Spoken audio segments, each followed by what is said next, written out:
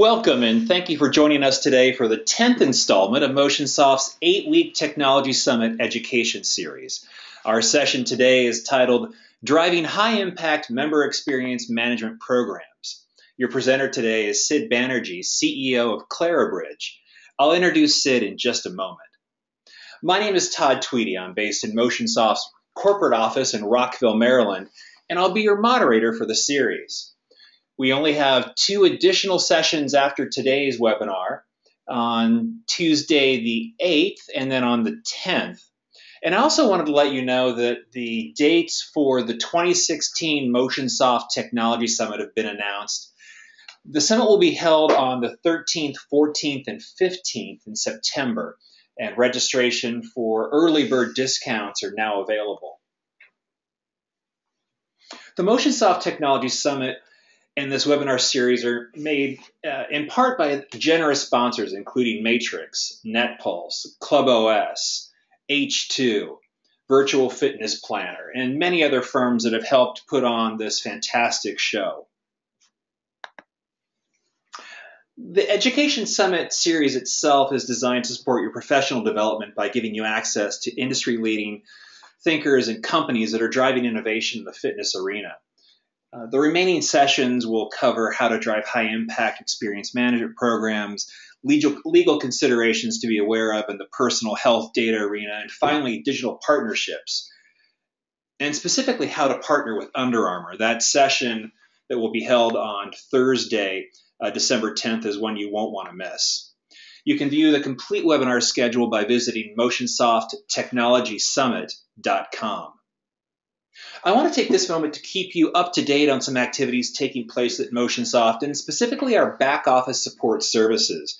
Motionsoft now provides 100% PCI certified full service billing solutions to complement our industry leading enterprise and small business club management applications.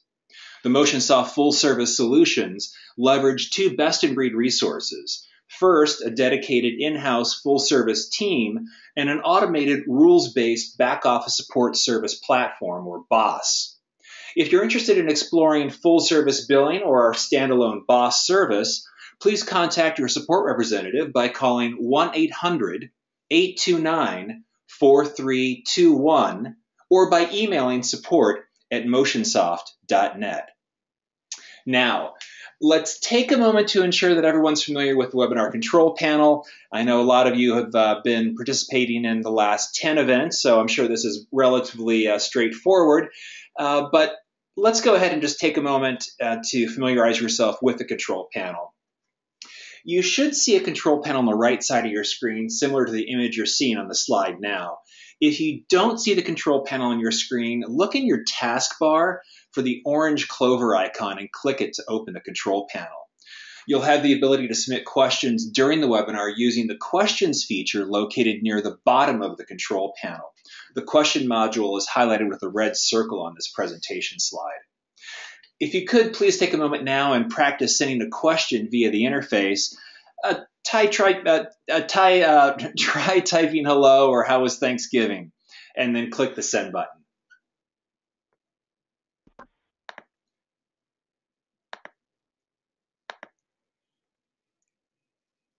Fantastic, thank you. Much appreciated. Thank you, Rob. Great to see you again here. Excellent, I think everyone's got the hang of how to use the interface. And finally, just to let you know that your Q&A session with your presenter will be held at the conclusion of the presentation. If we run out of time and aren't able to address your questions during the webinar, Sid will follow up with you directly afterwards. I'd like to remind you now that this webinar is being recorded. Your microphones are muted, but again, you have the ability to ask questions via the question feature that we've just reviewed. After the webinar concludes, you'll be sent an email with a link to download the presentation as well as this webinar recording. Now, it's my privilege to introduce Sid Banerjee, CEO of Clarabridge, your presenter for today's topic, Driving High-Impact Member Experience Management Programs. Named a Washington Business Journal's Most Admired CEO in 2014, Sid Banerjee provides strategic direction for Clarabridge through his passion for innovation and entrepreneurship. Sid founded ClaraView and was a founding employee at MicroStrategy. He volunteers with the Network for Teaching Entrepreneurship in DC and the Medical Care for Children Partnership. One thing you may not know about Sid is that he loves the experience of public transportation. Sid will actually go out of his way to use subways and trains in any city. Sid earned his Bachelor degree of Science and his Master of Science degrees at MIT. Sid, welcome to the Motionsoft Technology Summit Education Series. It's a pleasure to have you here with us today. And thank you, Todd. I appreciate it, and I appreciate the opportunity to speak to your audience as well today. Well, let me first of all just let you know what we'd like to talk about today. I've had a chance to work with the Motionsoft folks, and our companies are pretty aligned, and I think sharing a passion for helping companies better understand the member experience and delivering high quality, high impact member experiences to their end customers. What I'd like to talk about today is really how does one do that, and focus in on a particular discipline that Clarabridge is all about, which is really helping companies to deliver good customer experience management solutions and capabilities into the organization. But let me start first by just defining what is customer experience management. We think of it here at Clarabridge as really the process or the collection of processes and technologies and content to help an organization better track, understand, oversee, and ultimately optimize every interaction between a customer or member, in the case of the health business, and the organization throughout the entire life cycle of a customer's engagement with an organization, from beginning that relationship through nurturing and growing that relationship, and obviously creating high loyalty and high impact to that relationship. One of the interesting things when you think about customer experience management, it is a concept that's developed over the last really 4 or 5 years, is that many people preach the sort of the desire to do customer experience management, but a lot of companies are at various stages of maturity in their ability to really manage and understand the experience. In a recent survey from TechTarget, a consultancy firm that tracks CEM, they found that about 70% of organizations actually collect customer feedback to better understand the experience. Historically, that's been through surveys, more recently through also other types of platforms, including social media and live chat. But when you dig into how they're actually using that information, only about half of that group, about 34%, are actually purposely and sort of consistently using that feedback to analyze and understand the impact of experiences on customer loyalty and customer retention, and also to improve and optimize programs on an ongoing basis in the organization. When you get into how do you do that, operationalizing the sharing of information, the distillation of insights across an organization, a good number, but still much less than half of the people are doing that. And then finally, organizations that really aspire to be fully embedded in the way they use the customer experience to drive a cultural and an organizational excellence towards customer relationships, that's yet a smaller group. Part of the reason for why there's such a broad spectrum of maturity across these systems is that doing CEM is inherently not an easy process, particularly if you're an organization with many customers across many locations and many touch points. There's the challenge of how do I get the data that I need, and how do I make sure that I've got a consistent and sort of accurate understanding of that data so I trust the insights. There's an issue of getting that data from many different sources inside and outside the organization and making sure that it's processed and collated and distributed in a way that it aligns to actions that you take within an organization, whether it be in marketing or member management or the actual operational part of your business. And then finally, using the system in not just an ad hoc way, responding to the latest, angry email or the latest phone call, but being able to continually operationalize that data and that insight into a process that drives continuous improvement or performance management in your organization requires, again, a mix of people, process, and technology to do right. It's also, increasingly important to recognize that understanding the customer isn't just about running a survey and getting a structured insight from that survey program. Many companies, and I'm sure many of the folks on this call, have been running customer feedback or experience surveys to their members and generating scores like Net Promoter Score or CSAT scores. But that content tells you only what is going on in your business, not necessarily why people are giving you that score. When you quickly drill into the why, you realize you have unstructured feedback, which represents, in most organizations, over 90–95% of the content that you're eliciting from your customers. And that feedback if you have to read it, if you have to process it, if you have to distribute it, it becomes quickly overwhelming, and it doesn't give you the ability to create those performance management programs if you don't have the benefit of solutions and technology platforms that can organize and synthesize that content into something that's more easily distributed and consumed by your organization. Another approach that people have taken is looking just at the social media space. A lot of companies have set up Facebook pages or tracking social feedback through Twitter and other sites, but it's more than just about collecting and reading feedback. You really, to do social listening and social engagement correctly and efficiently, need to identify all the places where customers are providing you feedback, but also understand how to separate the noise from the signal to intelligently filter true feedback on the experience from pure spam or marketing feedback that's only important to the marketing group versus the operational functions, and being able to integrate that into an understanding of who is this customer, where are they giving you feedback, and how do you make it actionable so that you can actually engage with that customer, respond to their needs and wants, and potentially fix the issues that they have for other customers going forward. So even this process is more than just, turning on Twitter and listening. It requires more of a systematic approach. The larger issue is that customer journeys and customer experiences are very much multi-channel in today's world. When companies market to customers, when customers choose to do business with companies, that process of finding, choosing, and then engaging in a relationship with a company is in fact driven by awareness through various marketing channels, research increasingly through online channels, a decision to become a customer or a member through multiple sort of purchase and customer interaction models. And then ultimately, the actual use of that relationship or that membership drives further experiences that can drive a very important understanding of how to drive customer loyalty and customer retention.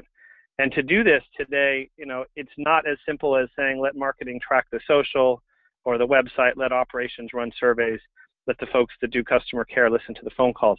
It's really about collecting all the data from all the platforms, making sure that the right information is distilled in a way that it's useful to all the different business stakeholders, and deliver the insights in a way that makes sense to drive operational efficiency, excellence, and customer satisfaction and loyalty.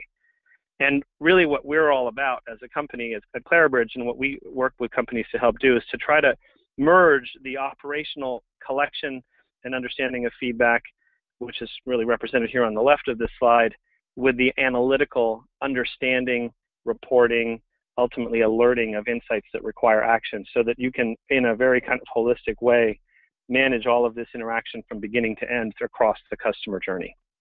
When you do that right, you ultimately can bring together that information through many sources, interpret through the technologies that can help understand not just structured but unstructured data through language processing, categorization and topic detection, merging that information with content that's known about your customers, their types or demographics, and providing that information in a way that gets the right level of information, whether it's alerts, reports, performance management, understanding of the business, to the right people across different functions in the business. And then ultimately, when insights are gleaned from that interaction and from that feedback and from that reporting, empower your business to engage and act, to optimize their conversations and their actions to help make sure that customers get their needs and wants met, and ultimately drive delightful customer relationships, which translate to loyalty and profitability in the business. That ultimately is about creating an enterprise solution that takes all the data, brings it into a systematic collection and interpretation and distillation technology like the Clarabridge platform, and ultimately make sure that you arm various parts of the business, whether it's the managers at the clubs, the product folks that are coming up with new programs, the marketing folks that are driving acquisition, and even the customer care functions across the web and phone systems, to make sure that they're driving lean and efficient and loyalty-producing experiences. So to do this right, you really need to merge this content into sort of three primarily use cases. And what the remainder of this conversation presentation is really about is showcasing how you might actually drive customer experience excellence in an organization.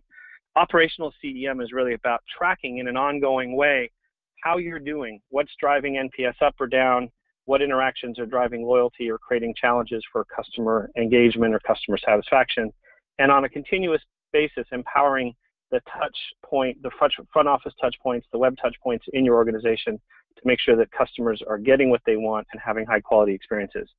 The second category is really a campaign-based model where in most organizations, and certainly in the health space, this is a health club space, this is not unusual as well. You're in a process of continuing trying to attract customers, new customers, and potentially grow the relationships you have with existing customers through various campaigns. And some of those campaigns work well, some of them work less well, some drive word of mouth, some are done through traditional marketing channels. Really understanding what works, what doesn't work, what's generating good amount of engagement, what's driving questions and potentially confusion. Also potentially tracking those campaigns from your competitors so you can understand how to be situationally aware and responsive as your market is continually evolving and changing. And the third category, which I would lump into the sort of the bucket of strategic insights, is using feedback from your customers to understand really the strategic actions that you might want to take to change your business, grow your business, handle crisis management in your organization, or manage a strategic initiative like an acquisition of another company or the introduction of a new product line or a new service line, and really understand while you're doing that how that is impacting the customer experience both in the positive or in the negative, so you can ensure that you drive ultimately loyalty and good results from those strategic changes you might be making in your organization. So let's talk about how this works. I'm going to dive quickly into social, survey, and then look a little bit at some of the multi-channel kind of interactions that can add value in an organization. And just to provide some context here, to make this relevant to this particular kind of group of people that are dialed in here, we've chosen to pull data from a mix of social sites, primarily Facebook and Twitter and some other places, over a period of about a year. We also have pulled together an anonymized member data from the health club industry. So you're not looking at any one particular customer. It's more of a kind of an aggregation and anonymization of feedback from a wide variety of sort of anonymized sources that we've sort of generalized from content that we've worked on with customers, but it's not customer feedback, to give you a sense of how you can really tease insights out of traditional survey programs if you apply advanced text and sentiment analytics into the puzzle.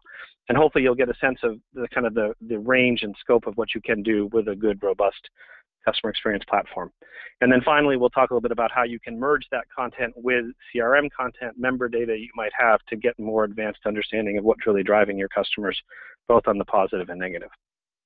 So on the social, again, one of the key things to really look at when you're doing social analytics is understand what the experiences your customers have as they're looking at you as a brand they want to do business with, looking at your competitors, how they're responding to marketing campaigns, and also what their experiences are when they're actually engaging with you over their customer life cycle. So it's really a good way to understand a fairly broad interaction model between your customers and your company and your brand and the experiences they have with you.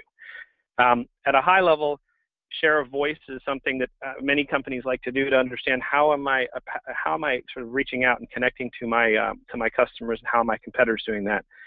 It's not uncommon to see bigger companies tend to have the biggest share of voice, but you can also see that different companies have different levels of voice in different channels. And this is actually a screen from one of our social engagement kind of interfaces that shows across all the different sites where there's the most activity. Twitter, not surprisingly, is the highest. Facebook follows shortly afterwards. And then there's a number of other places that come in, both traditional and non-traditional social channels. When you look at the detail of what people actually are talking about, you can also see the various differences by brand. Companies like Anytime Fitness and Crunch have a much higher proportion of Facebook content. Other businesses tend to be more disproportionately spread between Facebook and Twitter, or even Google+. And as you look at where your customers are and where your customers of your competitors are, this can help influence where you want to engage to make sure you're getting the most notice and you're getting the most mentioned. And you can then track into what's actually happening when you know where your customers are. Lifetime Fitness, interestingly, is almost entirely on Facebook. Using information from social also gives you the ability to understand how to engage better, and maybe how your competitors are engaging with you. Some companies have taken the approach of really driving campaigns to get people to share their experiences, in the fitness realm. Anytime Fitness is a great example that actually has a dedicated campaign called Motivation Monday. Many users follow it, many users contribute. It helps to create an online community that really drives engagement with the brand and engagement with peers and fellow consumers who are kind of part of that culture and subculture. And to the extent this is something that's useful to do in an organization, you want to make sure that you're driving the right level of engagement, tracking the content and the topics and the level of just community that you have in an organization. Diving down a bit deeper, you want to also apply what I would call sentiment analytics and really issue or theme analytics, where you're trying to understand what's being discussed and with what level of positive or negative kind of qualitative tone is that conversation or those themes being discussed. Looking first at just the sentiment. Sentiment is something you can tease out of social and any unstructured post by looking at the kinds of words people use when they talk about your brand or your facilities. Positive words will push the numbers up. Negative words or words that are negated or used in a negative way will obviously bring the tones down. Gold's Gym, again, is looking at the data across the last year. It has had a pretty high overall sentiment across all the brands. But in general, what you see here is in the health club space, everyone is doing pretty well with positive sentiment in the 25 to 30% range. They're all pretty clustered. So that's not something where there's a major sort of difference of view across the different brands. When you look further into not just the sentiment, but what people talk about and what the average sentiment is, now you start to see some interesting details that can help provide you operational insights about what you're doing right or not doing right or how you're doing against competitors. Service tends to be a very high sentiment topic across most health members. When you look at the negative sentiment, the line is showing sentiment, by the way. So you can see low scores around maintenance, around cleanliness, and around some of the membership issues where people are having issues with their membership. So basically looking at where you stand, trending this over time to see if the issues are consistent or they're changing, can give you an early indication of areas where you might look to improve programs, look how you're benchmarking against your peers, look at really what's driving ultimately the customer engagement in both a positive, negative way across your business. And most importantly, when you can collect information that isn't just about positive or negative, but how feedback might impact ultimately a satisfaction score or an NPS score, you can start to get some really interesting insights about what you might want to keep or change in the programs. With many people who do advanced analytics, they'll collect unstructured feedback from surveys or social.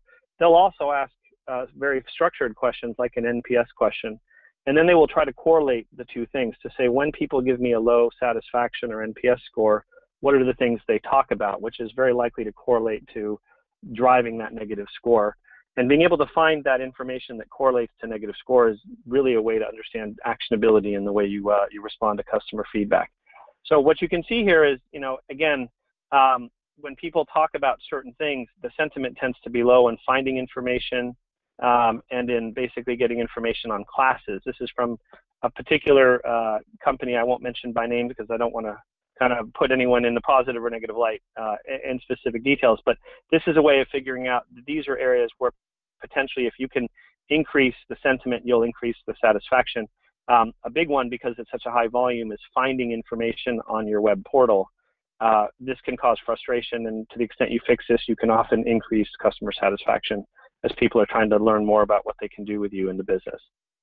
And then drilling into the specific feedback, you can see the actual verbatim or text that tells you exactly what's going on. Diving into other things that cause negative feedback or sentiment, complaints about temperature tends to be a high correlation.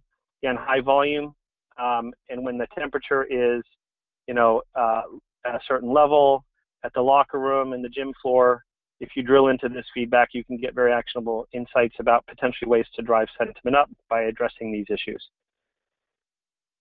All right, I'm going to jump into surveys now. So all of that was basically purely off of social feedback. But when we go into survey feedback, you get an interesting way to look at this data as well, because now you're not just looking at the content from one source, but you're looking at multiple sources. So here I'm seeing social volume and survey volume commingled on the same report, and I can see social sentiment and survey sentiment. And what you generally find in most cases is the content does tend to track. What people talk about in social is likely what they talk about in surveys. So absent a very robust survey program, social can be a good proxy. Likewise, absent a survey program, social can be a good proxy. But you will find that there are certain types of feedback that will skew more negative or more positive in different areas, depending on who's responding. So there is value in being able to connect the two data together and make sure that you're seeing the full view, because different customers, different types of customers will use feedback in different channels, and you're not going to get the full view if you don't look at the full set of sources. When you start to ask an NPS question, you can actually do a statistical type of analysis, which we would define as a driver analysis. And that is, when people give a negative NPS score, what is the likelihood that they're going to talk about certain things, which means that those things generally had an impact on the NPS score. And so with surveys, what you can find, and again, this is anonymized from a number of customers we've worked with, you can see that when people talk about club cleanliness, there's a high likelihood that if they mention club cleanliness, they're going to give you a negative score, and the impact is about 5 points, right? Whereas if they talk about it, there's also a potential impact on the positive if they mention it with positive sentiment. The issues that tend to have universally negative sentiment are the ones that negative impact are the ones that likely, if you can fix these issues or concerns in the minds of your customers, you will likely see an increase in NPS. And so being able to tease out what people talk about when they answer a free form question about what their experience was like, and then correlate that to what their NPS score gives you really a to-do list of things to worry about or to fix to ultimately drive up NPS. So kind of keep an eye on Wi-Fi, safety, studio temperatures. We'll talk a little bit more about this in the next few slides.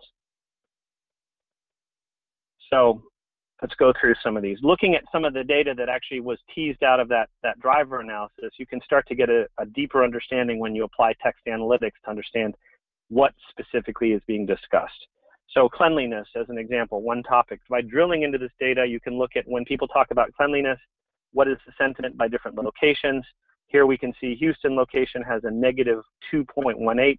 This is on a scale that we use, which is -5 to +5. So the more negative, obviously the number, the more negative the sentiment is going to be.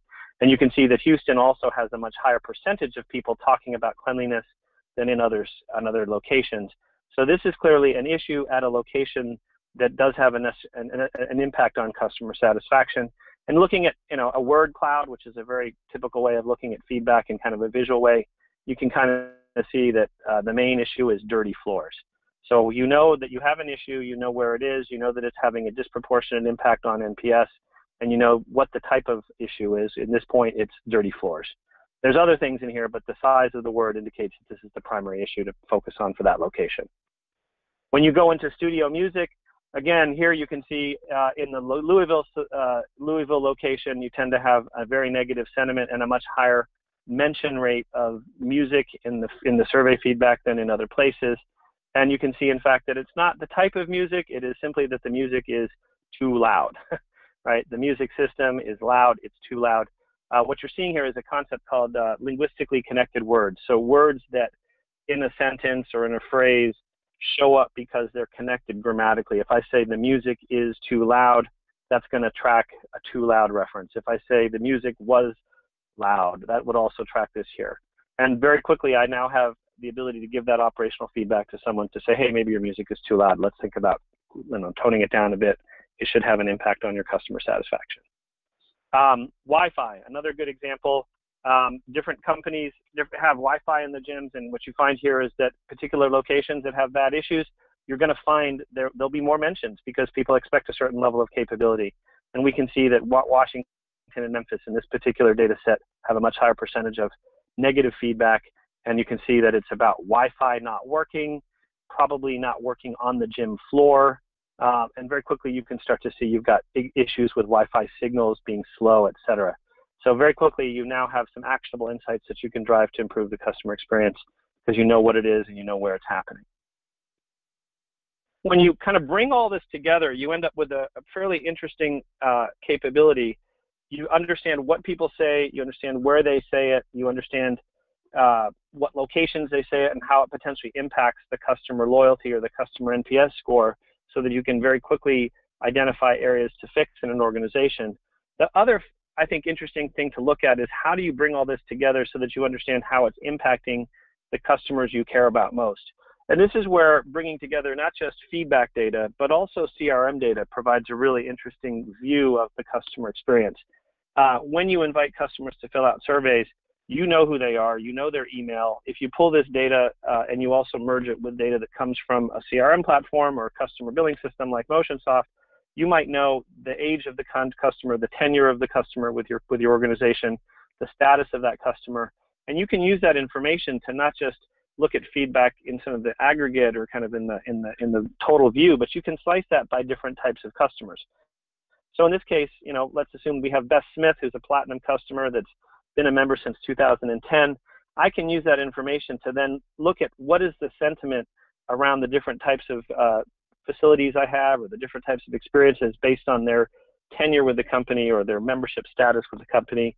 That's an important way of sort of prioritizing the feedback that's going to have the most impact on the customers you care about the most. And typically you want to keep your healthy customers, the ones that tend to be the most active, the ones that tend to be the most loyal. And so that feedback matters. All feedback matters, but some feedback may matter more than other feedback. So being able to slice that data intelligently is important to most organizations. The other, I think, most important point when you think about getting this information out to customers is understanding that when you find information, and most organizations will collect this information at sort of a holistic level across all locations, all customer types, it is only as useful as it is operationalized throughout the business. And a big part of any good solution that's really mining and extracting insights from the customer experiences of your members is that it has to be able to get that information into the right hands across your organization.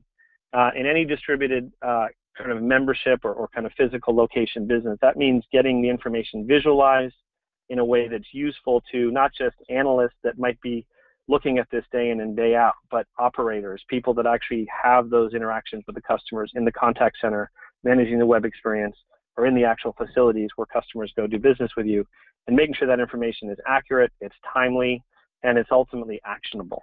And so a big part of any good program is developing operational dashboards, alerting systems that get information into the people that ultimately can take that final decision to fix a problem, if it's a Wi-Fi problem or cleanliness problem or a music problem, where they live and where that issue exists.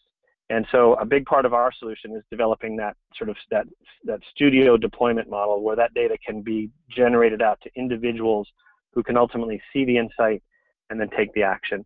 And if you create a closed loop model where you give people the power to act on information because you're giving them the right information, ultimately they'll raise customer satisfaction and loyalty in the business. So just to kind of summarize, it's really about having a holistic approach, which is collecting data from a wide variety of systems, survey, social, CRM, chat, website feedback, bringing it all together, interpreting that feedback primarily by understanding quantitatively what's happening, but also using a very important part of it is a high quality, robust text and sentiment analytics platform, which is really what we are, which is the Clarabridge intelligence platform that we've developed and that we use in our deployments for our customers to tease out issues, topics, sentiment, and to really map that information to what's statistically interesting and what's correlating to different types of customer types and demographics. And then using the reporting technology to both bring that data out and ultimately share that information across an organization so that you can make sure that the right information gets into the right hands to drive the right actions. This is something that, again, I've been pretty passionate about as the founder and CEO of Clarabridge. We started this business back in 2006. We've been doing this for companies across a wide variety of industries over the years. At this point, we have close to 800, almost 900 customers around the world, including in the health space, retail space, CPG space, technology company space. And we work really across businesses in North America, Europe, Asia to really help drive customer experience as a solution competency in the organizations. We do this with a mix of technology, but also with a really a dedicated focus to helping companies achieve customer experience success. About a third of our business is actually focused on delivering and ensuring high quality programs to drive customer experience excellence. So we design, we deploy, we train and nurture those solutions to make sure that they're getting the right information out to the right people and creating value. And ultimately, we have a very high, high touch support organization to make sure that your systems are always on, they're functioning, and they're driving the right information to the right company users across an organization. That is really the full extent of the kind of the presentation that I have here. I don't know if there's any questions that have come up, and I'm happy to answer any questions that are coming in.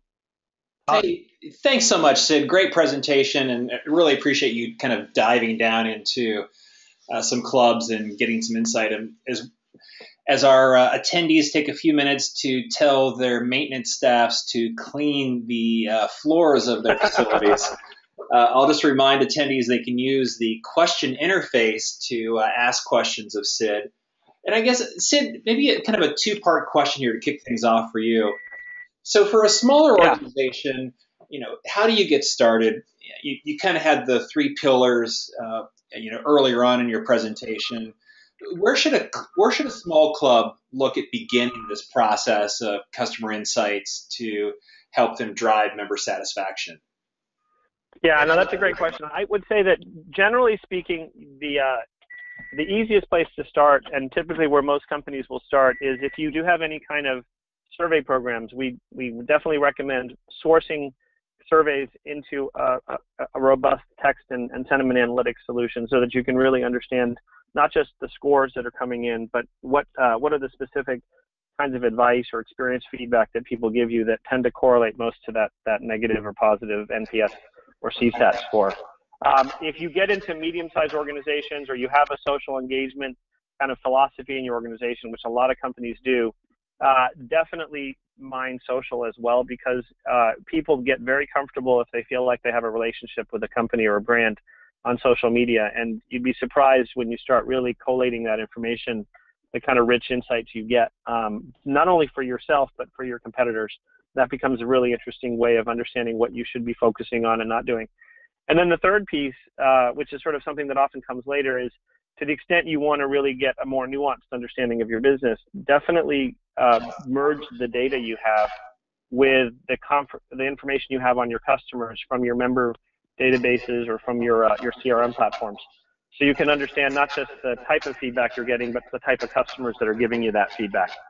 And while it may sound hard to do that, I will tell you that for the most part, we've seen most companies, set up a system that's bringing in social survey and even the member data within typically 1 to 3 months. It's not a super complex process to get started.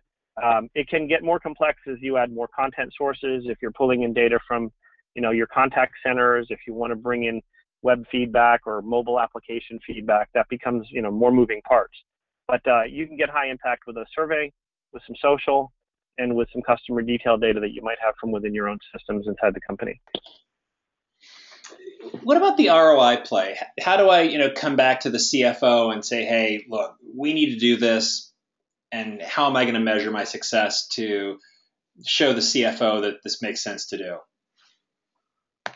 Yeah, I think basically one of the interesting studies, there was a study that came out a few years ago from London School of Economics that's actually been cited in the customer experience space for quite a few years now, that found that across a wide variety of industries, basically a 7-point increase in NPS can translate to up to about a 1% increase in revenue.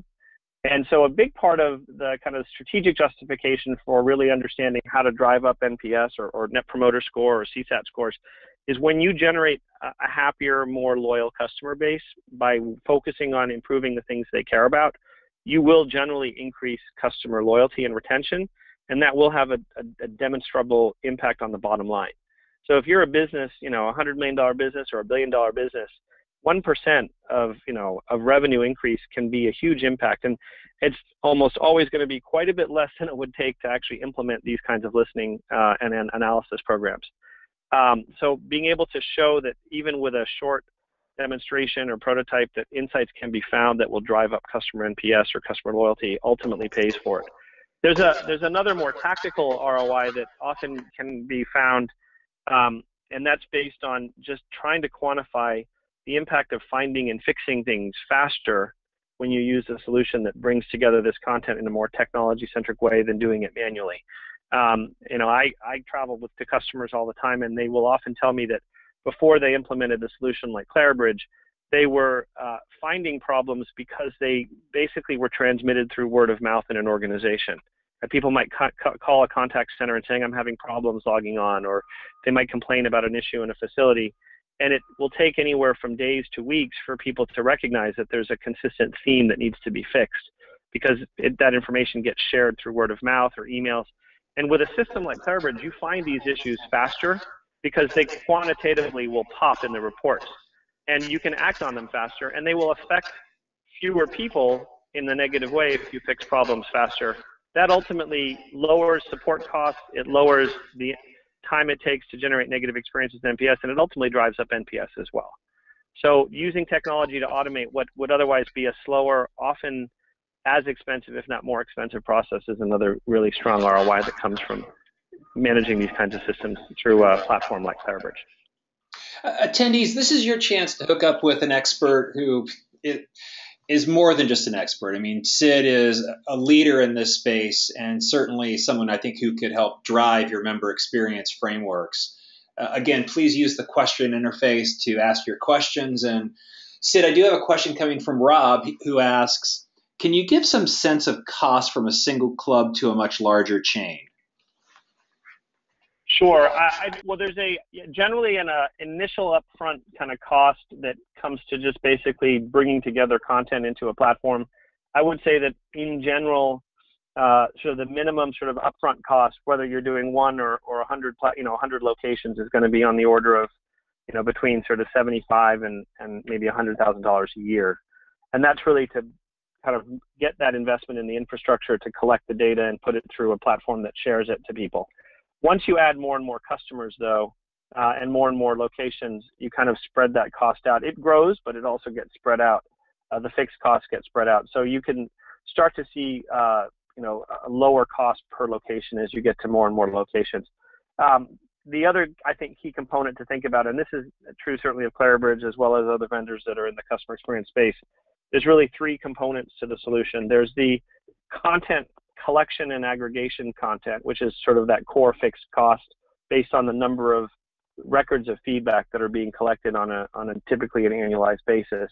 Then there's a second component, which is how many users are accessing the system, and those are typically priced at sort of a web user basis, and that's not that expensive on average. It's between sort of $30 to $40 a month per user.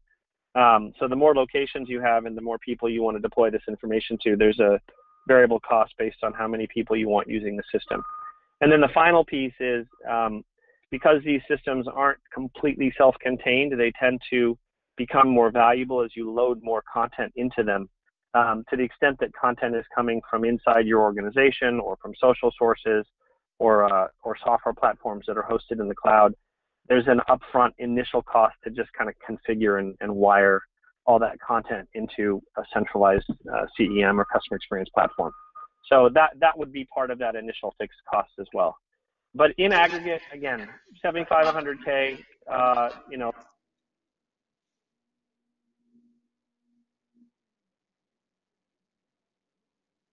Oh, Sid, are you still there?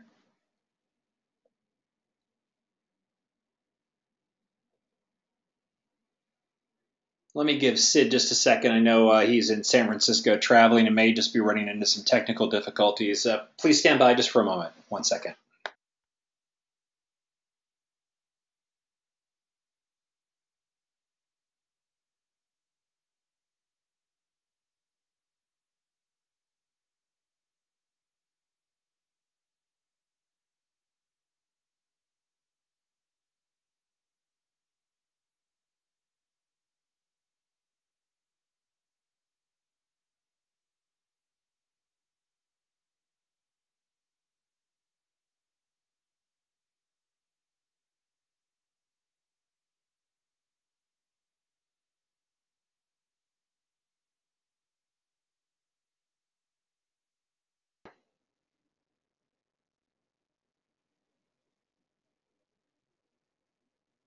Hold on just 1 moment longer, please. Thank you.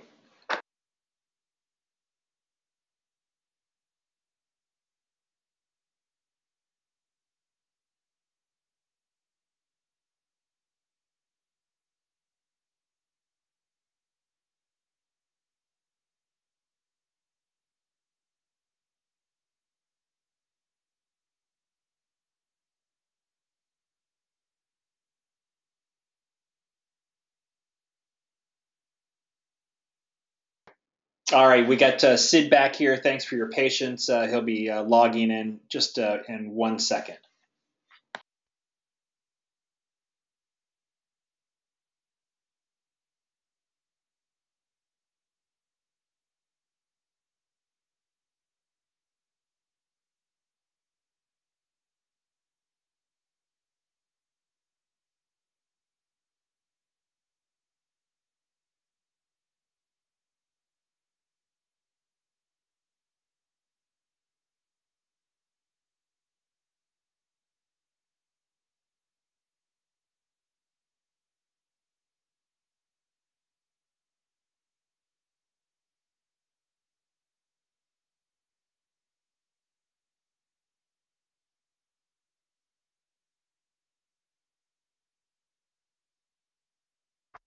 Hello, Todd. This is Sid. I'm sorry. I think I lost you.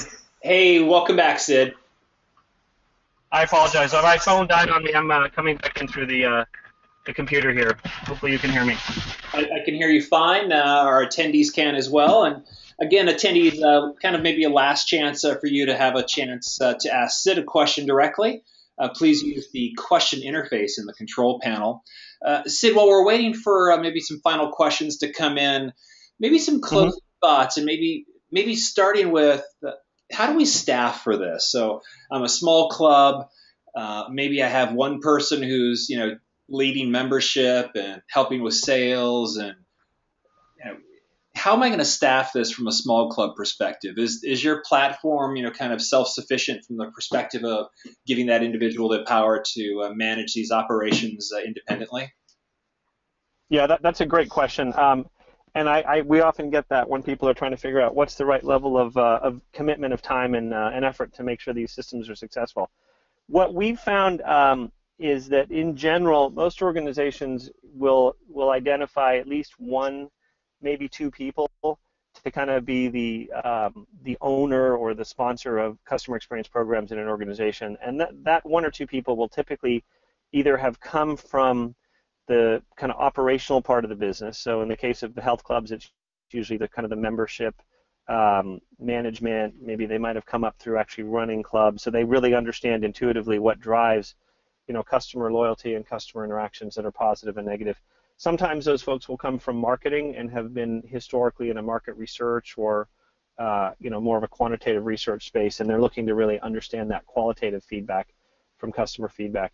And in larger organizations that have big telephone either support or membership programs, they might have come from the call center space. But in general, you take one of those folks, they have enough understanding of really the member experience to be dangerous, and they are empowered to really collect this information and make it useful across the organization.